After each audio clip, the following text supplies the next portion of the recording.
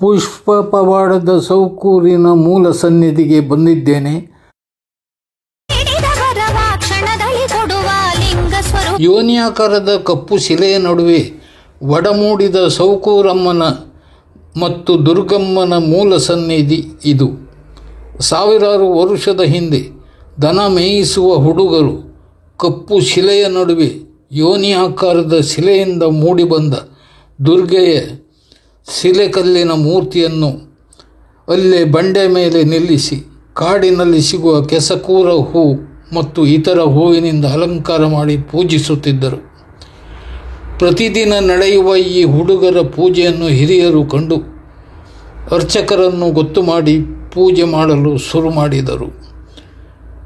ದುರ್ಗೆ ಯೋನಿಯಾಕಾರದ ಶಿಲೆಯಿಂದ ಮೂಡಿಬಂದ ಸುದ್ದಿ ಗುಳ್ವಾಡಿ, ಕವರಾಡಿ, ಸಾರ್ಕಲ್ಲು, ಕರ್ಕುಂಜೆ, ಮರತೂರು, ಕೌಂಜೂರು ಇಲ್ಲೆಲ್ಲ ಹಬ್ಬಿ ಅಲ್ಲಿನ ಜನರು ಇಲ್ಲಿಗೆ ಬಂದು ಪೂಜೆ ಮಾಡಲು ಶುರು ಮಾಡಿದರು.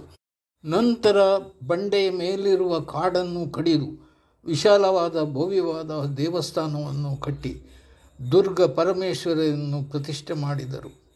ತ್ರಿಶಕ್ತಿ ಸನ್ನಿಧಿ ಎಂದು ಹೆಸರು ಕೊಟ್ಟರು. ಸೌಖ್ಯಪುರವೆಂದು ಕರೆಯಲ್ಪಟ್ಟ ಸೌಕೂರು ಸಿರಿಯ ಹುಟ್ಟೂರು. ಇಲ್ಲಿ ಬಂದು ಪೂಜೆ ಸಲ್ಲಿಸಿದರೆ ಮನೆಯಲ್ಲಿ ಸಿರಿ ಉಕ್ಕುತ್ತದೆ ಎಂಬ ಪ್ರತೀತಿ ಇದೆ. ಮದುವೆಯಾಗದ ಯುವಕ ಯುವತಿಯರು ಇಲ್ಲಿ ಪೂಜೆ ಸಲ್ಲಿಸಿದರೆ ಕೂಡಲೇ ಮದುವೆ ಆಗುತ್ತದೆ ಎಂಬ ನಂಬಿಕೆ ಈ ಭಾಗದ ಜನರಲ್ಲಿದೆ. ಪುಷ್ಪ ಪವಾಡ ಖ್ಯಾತಿಯ ದುರ್ಗೆ ಗಂಡು ಹೆಣ್ಣಿನ ಸಂಬಂಧ ಜೋಡಿಸಿ ಮದುವೆ ಮಾಡಿಸುವ ದೇವಿಗೆ ಹರಿವಾಣ ನೈವೇದ್ಯ ನೀಡುವ ಸಂಪ್ರದಾಯ ಇಲ್ಲಿದೆ.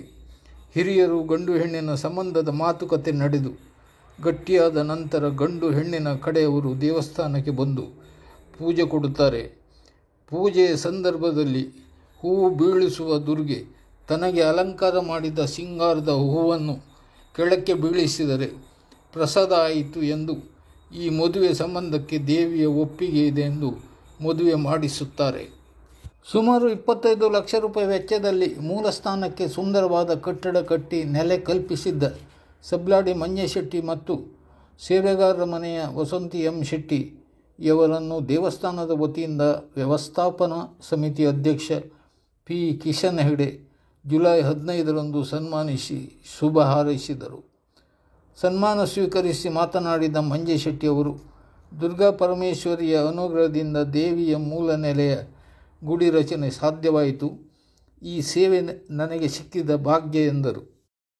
ಮಂದರ್ತಿ ದೇವಸ್ಥಾನದ ಧನಂಜಯ ಶೆಟ್ಟಿ, ಕೋಟೇಶ್ವರ ಕೋಟಿಲಿಂಗೇಶ್ವರ ದೇವಸ್ಥಾನದ Markodu Gopalakrishna Shetty, Shetikodlu Vittal Shetty, Ananda C Kundar, K Subban Shetty Bandya, K Sudhakar Shetty Bandya, K Balachandra Shetty Kavaradi, Sampath Kumar Shetty Kavaradi, B S Pratap Chandra Shetty Basrur, Sadananda Hegde Bhandara ಮನೆ, ಗುಳ್ವಾಡಿ ಶೇಖರ್ ಪೂಜಾರಿ ಮತ್ತು ಸುರೇಂದ್ರ ಶೆಟ್ಟಿ ಉಪಸ್ಥಿತರಿದ್ದರು. ಜಾಡ್ಕಟ್ಟು ಅಶೋಕ್ ಕುಮಾರ್ ಶೆಟ್ಟಿ ಸ್ವಾಗತಿಸಿದರು. ಅನಂತ ಅಡಿಗ ಪ್ರಸ್ತಾಪಿಸಿದರು. ಶಿಕ್ಷಕ ಸಂತೋಷ್ ಶೆಟ್ಟಿ ವಂದಿಸಿದರು.